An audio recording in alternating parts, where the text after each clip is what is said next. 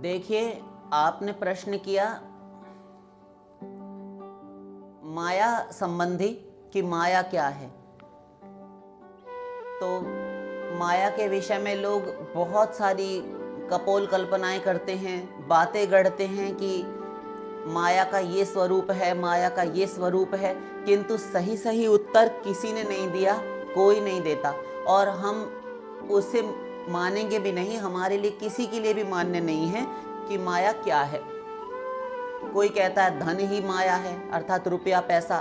कोई कहता है लक्ष्मी माया है, घर में आता है पैसा तो उसको कह देते कि माया आ रही है।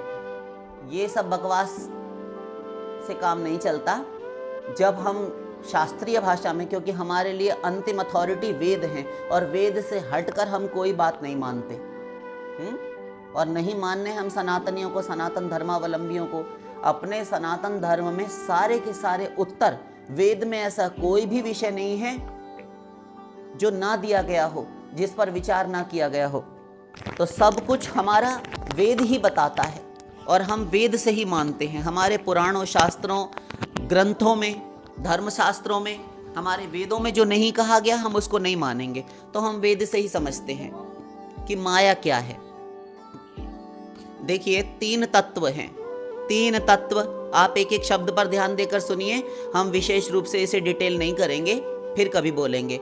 केवल माया संबंधी बोल रहे हैं, किंतु अन्य 2 तत्वों पर भी आलोचना करना आवश्यक है। 3 तत्व हैं। 3 तत्व अनादि अनंत शाश्वत हैं। माया ही नहीं है, ब्रह्म भी है और जीव भी है। तो ब्रह्म, जीव और माया, ये 3 तत्व हैं। तीनों तत्व अनाद्य अनंत शाश्वत हैं। एतज्ज्ञेयं नित्यमेवात्म संस्थं नातः परं वेदितव्यं हि किंचित् भोक्ता भोग्यं प्रेरितारं च मत्वा सर्वं प्रोक्तं त्रिविधं ब्रह्ममेतत् कठोपनिषद। ये कहता है इतना ही जान लो। एतज्ज्ञेयं नित्यमेवात्म संस्थं नातः परं वेदितव्यम हि किंचित, और तुम्हें कुछ जानने की आवश्यकता नहीं, केवल 3 तत्वों को जान लो ऐ मनुष्यों, ऐ प्राणियों, और तुम्हें कुछ जानने की आवश्यकता नहीं। किंचित, कुछ भी, जरा भी। क्या जाने? 3 तत्व। 3 तत्व क्या? ब्रह्म, जीव और माया।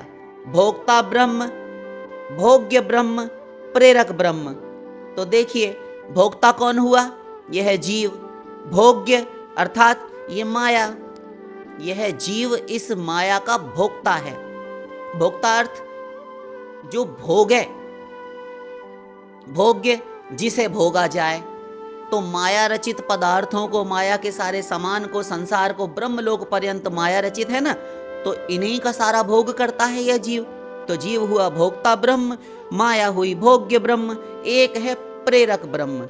भोक्ता भोग्यम प्रेरितारम, ये 3 तत्व।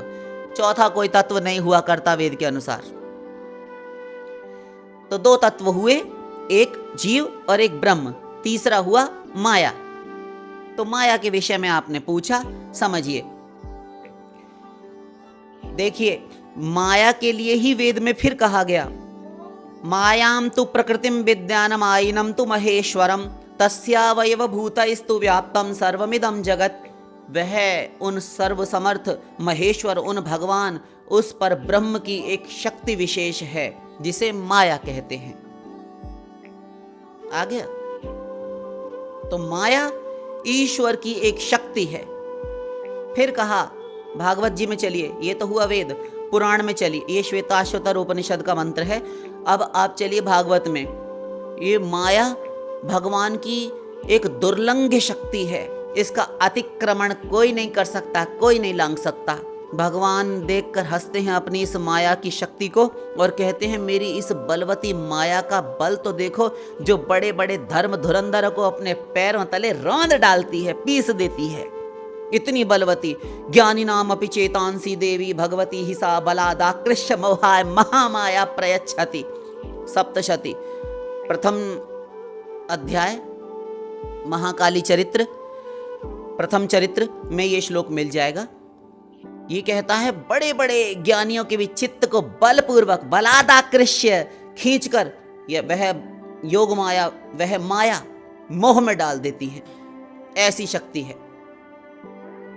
रामायण में चलिए, सो दासी रघुबीर की, समुझे मिथ्या सोपि, छूटे न राम कृपा बिनु, नाथ कहाँ पदरोपि। वह भगवान श्री रघुवीर की, उन राम की दासी है माया। समुझे मिथ्या सोपि, यद्यपि मिथ्या लगती है किंतु छूटे ना राम कृपा बिनु, भगवान की कृपा के बिना नहीं छूट सकती। नाथ कहाँ पदरोपी, मैं पैर जमा कर बलपूर्वक कहता हूं कि बिना भगवान की कृपा की वह माया नहीं छोड़ सकती, नहीं छूटती। कब छूटती है? मामेव ये प्रपद्यन्ते माया मेताम तरन्ति ते। गीता, जो मेरी ही शरण में आएगा, मामेव ये प्रपद्यन्ते, वही इस माया से परे हो सकता है। जब मैं संकेत करूंगा, ए दूर खड़ी रह, मेरा भक्त है ये, तब यह माया चुपचाप चली जाएगी। क्यों? क्योंकि भक्त और भगवान के सामने, स्वरूपा शक्ति योग माया के सामने माया खड़ी नहीं हो सकती, टिक नहीं सकती, ठहर नहीं सकती। मायाम तो परैत्यभिमुखे च विलज्जमाना, विलज्जमानया यस्य स्थातुमेक्षा पथे मुया। मार्ग से ही छेप कर, शर्मा कर, घबरा कर भाग जाती है माया भगवान के और भक्त के सामने से। श्री कृष्ण है सूर्य सम माया है अंधकार, जहां सूर्य तहां माया नाही अधिकार। चैतन्य चरितामृत। श्री कृष्ण उस सूर्य के समान हैं और माया अंधकार के समान है। अब अंधकार प्रकाश के सामने उसकी कोई बिसात नहीं, कोई हैसियत नहीं। तो माया ईश्वर की दुर्लंघे दुर्जय शक्ति है, जिसको कोई नहीं लांघ सकता। रामायण से समझ लिया, गीता जी से समझ लिया, भागवत जी से समझा, वेद से समझा। अब एक बार फिर से समझ लेते हैं रामायण जी से ही। रामायण क्या कहती है? शिव चतुरानन देखी डेराही, अपर जीव के ही लेखे माही। शिव और चतुरानन ब्रह्मा ये भी देखकर घबराते हैं, डरते हैं हृदय में। फिर बाकी जीवों की क्या गिनती है? शिव बिरंची कहूँ मोहि, को है बपुरा आन। उत्तरकांड। शिव और ब्रह्मा को भी भली भांति मोहित कर लेती है यह माया। फिर और कौन से पिता की संतान आया, कौन से बाप का पुत्र है जो इस माया को जीतेगा, सोचेगा भी? केवल भगवान का बल, केवल भगवान के भक्त से ही यह माया घबराती है, भगवान से घबराती है। भगवान की तो दासी ही, अभी कहा, सो दासी रघुवीर की। और भक्त के सामने भी नहीं खड़ी हो सकती, क्योंकि त्वयोपभुक्त श्रीगंध। उद्धव जी कह रहे हैं, हे प्रभु, श्री कृष्ण से, हे प्रभु, आपके उपयोग में लाए हुए, आपके धारण किए हुए इन वस्त्रों को हम पहनेंगे। आपके लगाए हुए श्रीगंध, आपके शरीर में लगाए हुए जो इत्र आप लगाते हैं, वो प्रसाद स्वरूप हम अपने शरीर में इत्र, सेंट, परफ्यूम इत्यादि लगाएंगे। आपका खाया हुआ त्वयोपभुक्त, आपका खाया हुआ उच्छिष्टामृत, आपको नैवेद्य निवेदन करके हम उसे ग्रहण करेंगे, प्रसाद को। आपकी धारण की हुई प्रसाद मालाओं को हम धारण करेंगे। आपका सब विषय हम, जो आपने ग्रहण किया, उसको हम भोगेंगे। और तब मायाम जये मही, इस ये आपके बल पर यत्किंचित लवलेश मात्र आपका बल प्राप्त करके, आपकी ताकत, आपकी शक्ति से ये अकड़ा करती है। इसको बड़ा गुमान हो गया कि शंकर ब्रह्मा को इसने नचाया है, हमको नचाकर देखे तो हम जाने। और तब मायाम जये मही, इस दुर्लंघ शक्ति की तारीफ आप करते हैं ना, आपकी शय ने इसको बिगाड़ रखा है और हम इसे जीत लेंगे, हम चैलेंज कर रहे हैं। ये उद्धव जी कह रहे हैं। तो सारे भक्त जीत लेते हैं।